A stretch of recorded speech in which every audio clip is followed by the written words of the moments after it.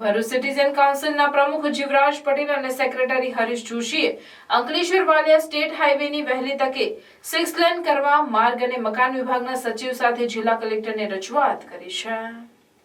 ઔદ્યોગિક શહેર અંકલેશ્વરથી વાલિયાનો રાજ્ય ધોરીમાર્ગ નેત્રંગથી સાગબારા મહારાષ્ટ્ર રાજ્યને જોડે છે।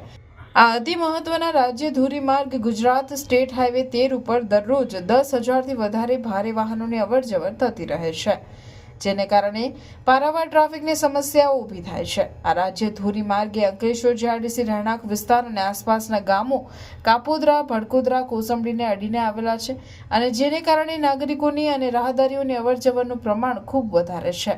છેલ્લા 5 વર્ષમાં રોડ ઉપર માર્ગ અકસ્માતમાં 25થી વધુ લોકોનું મૃત્યુ થયું છે અને અનેક લોકો ઇજાગ્રસ્ત બન્યા છે। દિવસે દિવસે વધતી જતી વાહનોની સંખ્યા અને ટ્રાફિકનું ભારણ સામાન્ય નાગરિકો માટે માથાના દુખાવા સમાન બની રહ્યું છે।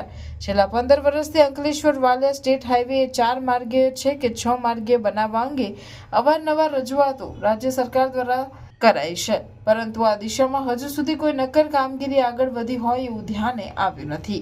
પ્રજાની સુખાકારી કેન્દ્ર સ્થાને હોવી જોઈએ અને એ પણ ખાસ કરીને એવા વિસ્તારો કે જ્યાંથી મબલક આવક વિવિધ કરવેરાના રૂપે રાજ્ય સરકારને મળતી હોય।